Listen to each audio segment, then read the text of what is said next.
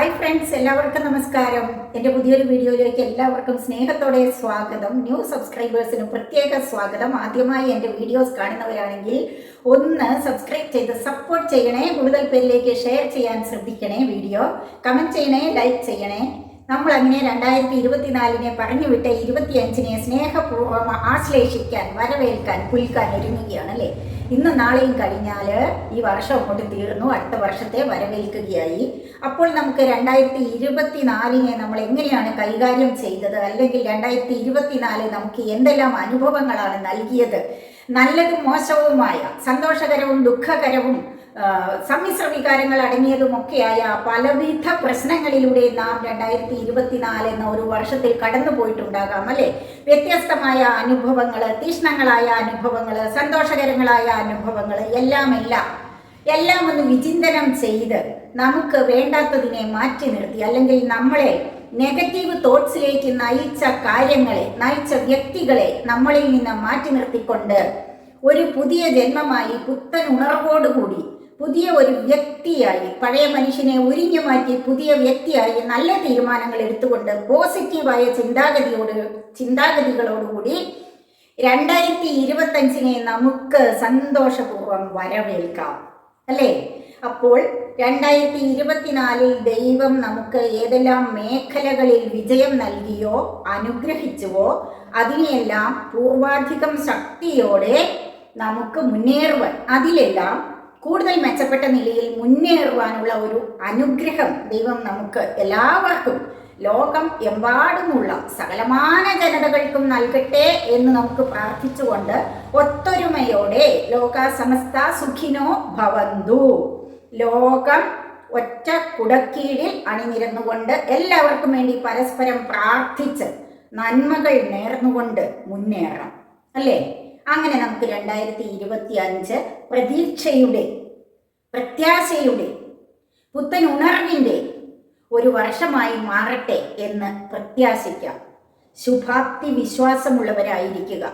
ചിലപ്പോൾ തീക്ഷ്ണങ്ങളായ, നമുക്ക് അതിജീവിക്കാൻ പറ്റില്ല എന്ന് പലപ്പോഴും തോന്നിപ്പോയിട്ടുള്ള മുഹൂർത്തങ്ങളിലൂടെ നാം ഈ ഒരു വർഷം കടന്നു പോയിട്ടുണ്ടാകാം. വരും വർഷം ആ മുഹൂർത്തങ്ങളെ മാറ്റിമറിക്കാൻ ദൈവം വിചാരിച്ചാൽ ക്ഷണനേരം മതി അല്ലേ. അപ്പോൾ നമുക്ക് ദൈവത്തെ മുറുകെ പിടിക്കാം, കൂട്ടുപിടിക്കാം, മുമ്പോട്ട് നീങ്ങാം. മറ്റുള്ള കൂട്ടുകൾ ഒരു പരിധി വരെ നമ്മളെ സഹായിക്കുകയുള്ളൂ. മനുഷ്യരുടെ കൂട്ടുകൾ അതും വേണം. നല്ല നല്ല മനുഷ്യരുടെ കൂട്ടുകൾ, സഹവാസം എപ്പോഴും നമ്മെ സന്തോഷപൂർണരാക്കും, പുരോഗതിയിലേക്കും നന്മയിലേക്കും കൈപിടിച്ചുയർത്തും.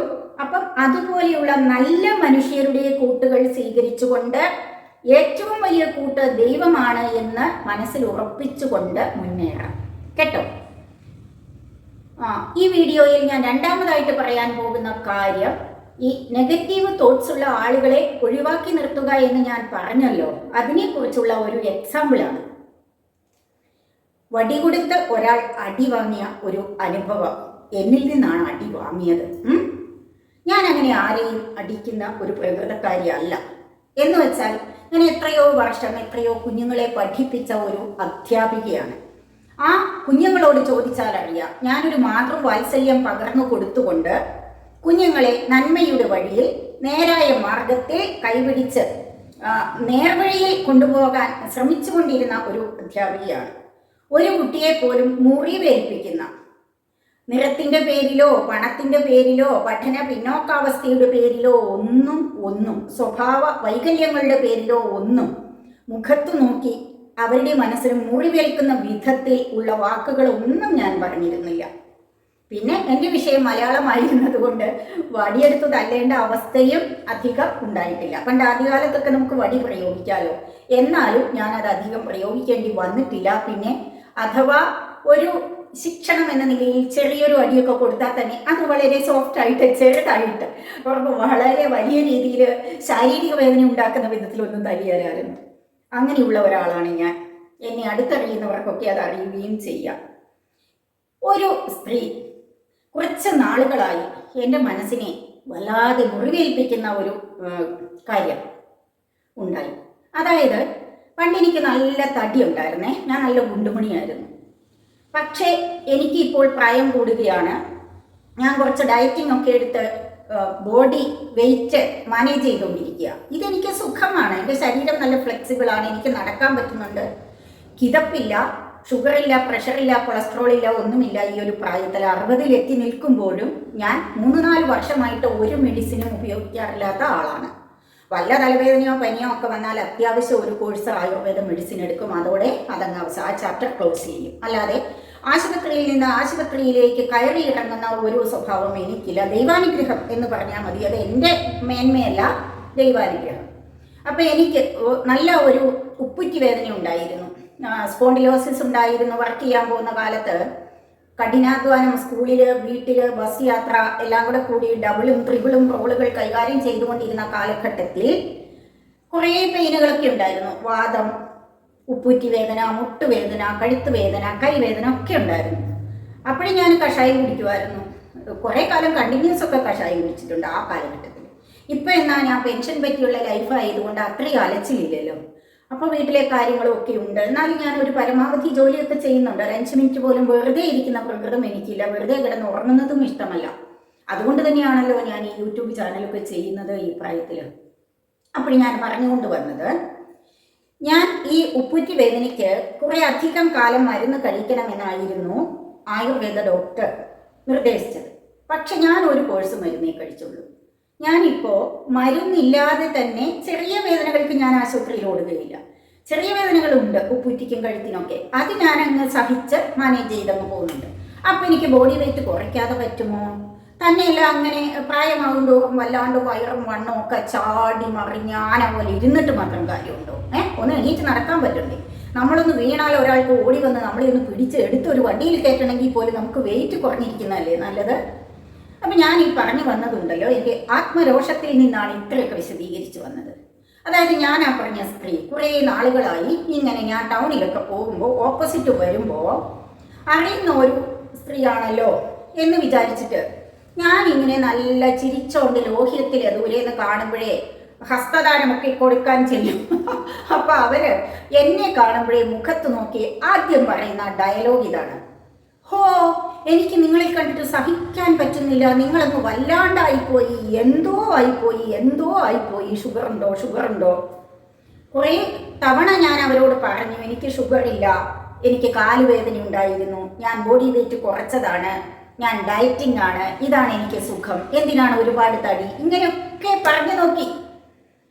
1 or 2 തവണയാണെങ്കിൽ പോകട്ടെ, നമുക്കങ്ങ് ക്ഷമിക്കാൻ ക്ഷമിച്ചു, മാക്സിമം ക്ഷമിച്ചു. ചുരുങ്ങിയതൊരു 101ാമത്തെ തവണയാണ് ആ ലേഡി എന്നോട് കഴിഞ്ഞ ദിവസം ടൗണിൽ വെച്ച് കണ്ടപ്പം ഇതേ ഡയലോഗ്.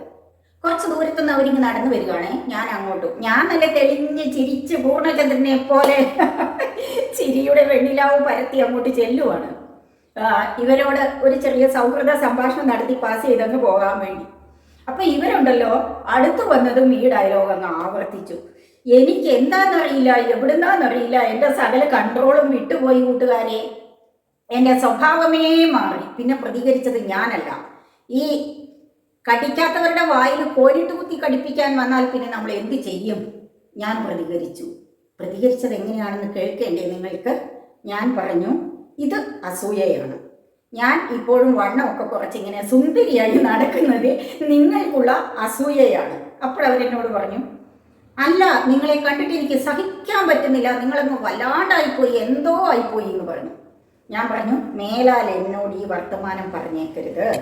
നിങ്ങൾക്ക് എന്നോട് സംസാരിക്കാനുണ്ടെങ്കിൽ പോസിറ്റീവ് മൈൻഡ്, എന്നെ പോസിറ്റീവ് മൈൻഡ് സെറ്റിലേക്ക് നയിക്കുന്ന നല്ല കാര്യങ്ങൾ മാത്രം പറയുക, സൗഹൃദം പങ്കുവയ്ക്കുക, സന്തോഷം പങ്കുവയ്ക്കുക, പൊയ്ക്കോളുക. അല്ലാതെ ഇങ്ങനെ നെഗറ്റീവിലേക്ക് എന്നെ നയിക്കുന്ന വർത്തമാനം ഇനി മേലാൽ എന്നോട് പറഞ്ഞേക്കരുത് എന്നൊരു വാണിംഗ് മട്ടിൽ പറഞ്ഞിട്ട് പിന്നെ ഞാൻ അവരുടെ മുഖത്തും നോക്കിയില്ല, അവിടെ നിൽക്കുകയും ചെയ്തില്ല, സ്പീഡിൽ നടന്നു. എങ്ങനെയുണ്ട് എൻ്റെ പ്രതികരണം? അവരെന്നെ കൊണ്ടത് പറയിച്ചതല്ലേ? പറയിച്ചേ അടങ്ങൂ എന്ന് ഒരാൾ തുനിഞ്ഞിറങ്ങിയാൽ, കച്ചകെട്ടി ഇറങ്ങിയാൽ, വാശിയോടെ ഇറങ്ങിയാൽ നമ്മൾ പിന്നെ എന്ത് ചെയ്യും? നിസ്സഹായരാകും അല്ലേ?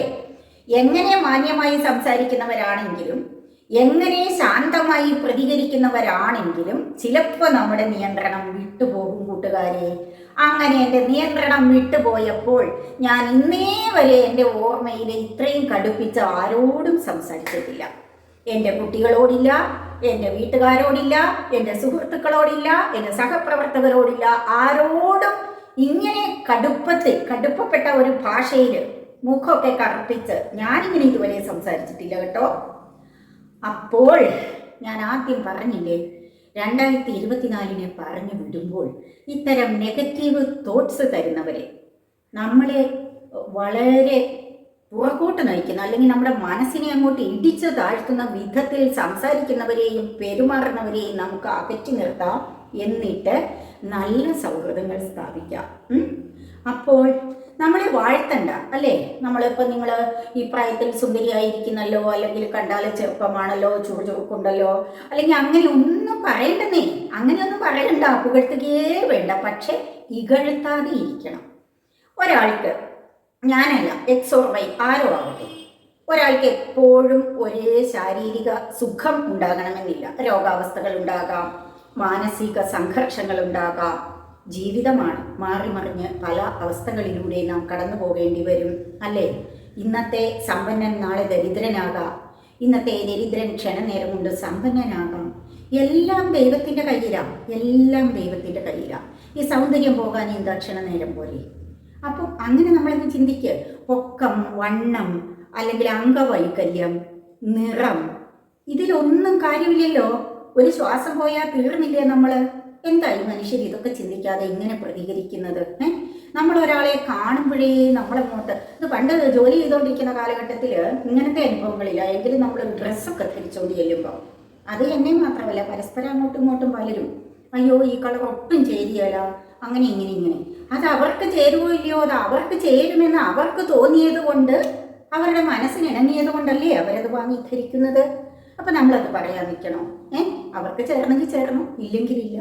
നല്ലതാണോ എന്ന് ഇങ്ങോട്ട് ചോദിച്ചാൽ ആ നല്ലതാണ്, കുഴപ്പമില്ല എന്ന് പറഞ്ഞേക്കുക. അവരുടെ മനസ്സിനൊരു സന്തോഷമാകട്ടെ. നീ വെറുതെ ഒരാൾക്ക് ഒരു നിമിഷ നേരത്തെ സന്തോഷം കൊടുക്കാൻ പറ്റുന്നുണ്ടെങ്കിൽ എന്തിനാ നമ്മളത് വേണ്ടെന്ന് വയ്ക്കുന്നേ? അല്ലേ? അപ്പോൾ ഇന്നത്തെ എൻ്റെ ഈ വീഡിയോ ഇവിടെ വൈൻഡപ്പ് ചെയ്യുകയാണ്. ഈ വിഷയത്തെക്കുറിച്ച് പറഞ്ഞു പോയാൽ ഞാൻ ദീർഘിപ്പിച്ച് കുറേ പറയാൻ ഒത്തിരി ഉണ്ട്. അപ്പോഴെന്താ തുടക്കത്തിൽ പറഞ്ഞു വന്നത്? 2024 പറഞ്ഞു വിടുമ്പോൾ നമുക്കുണ്ടായ ദുരനുഭവങ്ങളെയും ഇതുപോലെയുള്ള നെഗറ്റീവ് തോട്ട്സ് തരുന്ന സുഹൃത്തുക്കളെയും നമ്മളെ ജീവിക്കാനുള്ള പ്രത്യാശയിൽ നിന്ന് പിന്തിരിപ്പിക്കുന്ന പല തീക്ഷ്ണങ്ങളായ പല ജീവിതാനുഭവങ്ങളെയും അഗ്നി പരീക്ഷണങ്ങളെയും ഒക്കെ മാറ്റിവെച്ച് ഇതിനെയൊക്കെ അതിജീവിക്കാനുള്ള കരുത്തു നൽകണേ എന്ന് ദൈവത്തോട് പ്രാർത്ഥിച്ചുകൊണ്ട് ശുഭാപ്തി വിശ്വാസത്തോടെ നമുക്ക് 2025 വരവേൽക്കാം. 2025 നമുക്ക് കർമ്മോത്സുകരാകാം. പ്രായം ഒരു പ്രശ്നമല്ല, ഏത് പ്രായത്തിലും നമുക്ക് പലതും പ്രവർത്തിക്കുവാനുണ്ട്. അപ്പം നമ്മൾ അലസതയെല്ലാം മാറ്റിവെച്ച് ഓരോ നിമിഷവും ഓരോ മിനിറ്റും മുന്നേറുവാനുള്ള കരുത്തോടെ ദൃഢനിശ്ചയത്തോടെ പ്രവർത്തിച്ചു കൊണ്ടേയിരിക്കുക. പ്രതിഫലം ദൈവം തരും. ഓക്കെ, അപ്പോൾ ഇനി മറ്റൊരു വിഷയവുമായി മറ്റൊരു വീഡിയോയിൽ കാണാം കേട്ടോ. അതുവരെ ബൈ.